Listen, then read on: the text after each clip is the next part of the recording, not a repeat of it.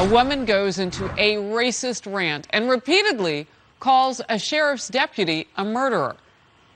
He pulled her over in Southern California, and the video, just the latest incident of troubled interactions between the public and law enforcement. Watch this. Speed limit is 40, and I was going 38, so why are you harassing me? You're correct. I pulled you over because you're a murderer. You can't be on your cell phone while you're driving. I wasn't on my phone. I was recording you because you scared me. You can't. So you're giving me a cell phone ticket? Is that why you're harassing me? It's not harassment. Yeah. I am enforcing the law. I have a right to record the police when they're harassing me. By all means, but you can't do it while you're driving. I'm perfectly legal, and I'm a teacher. So there. Congratulations. Murderer. You're a murderer. He's only citing you for using your cell phone while you're driving. That's it. There you go, ma'am. Sign inside the red box right there. For him being a Mexican racist. What is that name? Here you go, Mexican racist. You're always going to be a Mexican. You'll never be white. You know that, right? That woman, did you hear her? She identified herself as a teacher. However, Los Angeles Sheriff Alex Villanueva says this just proves that you cannot judge a profession by one bad actor. If she represents her profession, is that an indictment on her profession and the caliber of people? Because you have one incident like George Floyd, a murder, all right, but some people want to label the entire profession as if everyone was a Derek Chauvin. And this shows you that bigotry, racism comes in all colors and all ages. And proof of that right there. Sheriff Villanueva came to work to teach everybody today, and he did. Jason Rantz, Seattle radio talk show host, joins me now. What to make of what happened with that woman? So I think there's two separate issues here. Number one, people are told to hate and distrust police officers, that police are the enemy of minorities, and that shades every single interaction someone might have with police, which makes any interaction way more tense than it needs to be. Now, in this case, it was just nasty and odious, but in some other instances, it could lead to violence unnecessarily. And so we have to keep that in mind when we hear of any of these kinds of interactions. Now, thankfully, in this case, we had body camera footage, which, by the way, this officer paid for body camera for himself. This wasn't provided by his agency, and thank God he had that, so we were able to understand what truly went on, because what this woman ended up doing was filing a complaint against this officer, and clearly she was the aggressor and not him. But number two, and I think this is also really important to understand, there is this radical belief from some activists in the community nationwide that if you don't follow the script as a person of color that folks on the left want you to follow, well, then you're not really truly a minority, that you're not Latino enough or black enough or gay enough or Muslim enough if you don't believe a certain thing, if you're a police officer. We're told that, while at the same time we hear from activists that police forces need to look like the community. Well, you're not going to be able to recruit people of color to join police departments when you're being told that you're essentially a sellout to your community if you become a police officer. So this is really not just odious from a racial harassment attack, but really it's counterproductive to the main argument if you want to recruit police officers.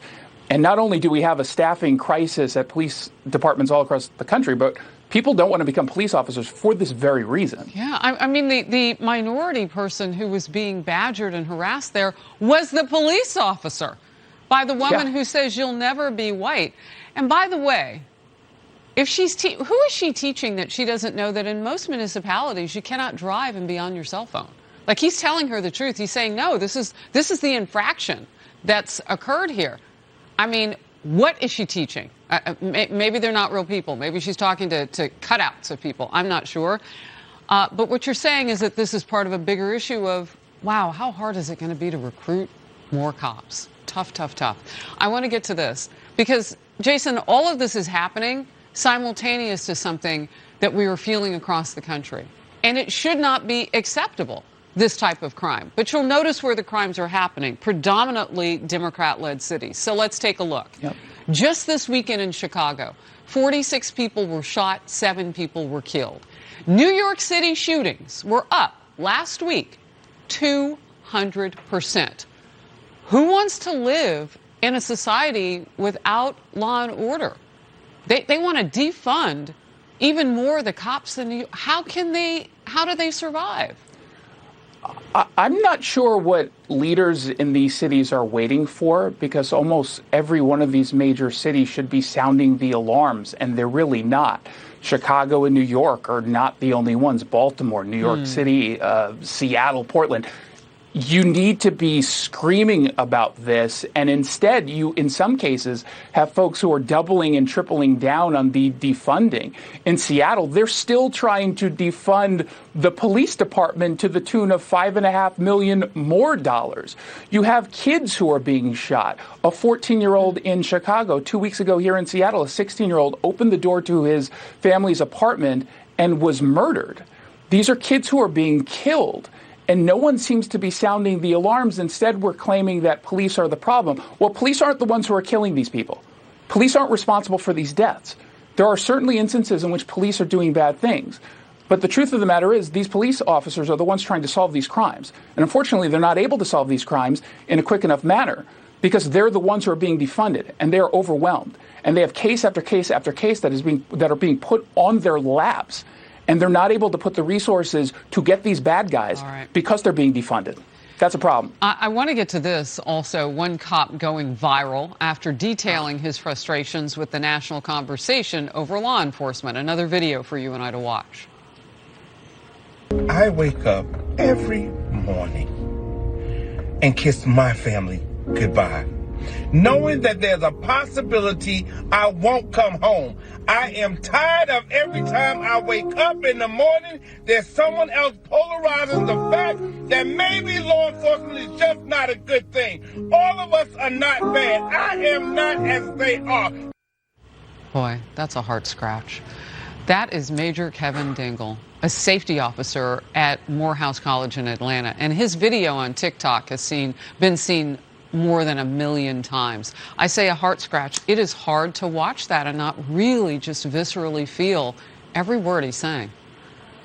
We should define every officer by him and the names Christopher Farrar, Logan Fox, Anastasio Sakos, Billy Evans, and that's just a small sampling of the 19 officers who lost their lives in just April of this year. Say their names. And there are many others who are doing so much hard work, and they're losing their lives helping us. Let's stop defining by the small percentage of bad officers, and let's start defining by the really true heroes who are sacrificing themselves and the families that are losing loved ones to protect us all. Yeah. You so importantly said that there may be some that we need to do a better job of weeding out of departments who do bad things. Why can't we do both? Why can't we love those who serve and protect and love the job as much as Major Dingle there, and also hold some accountable? We can. We just have to choose to. Jason, thank you.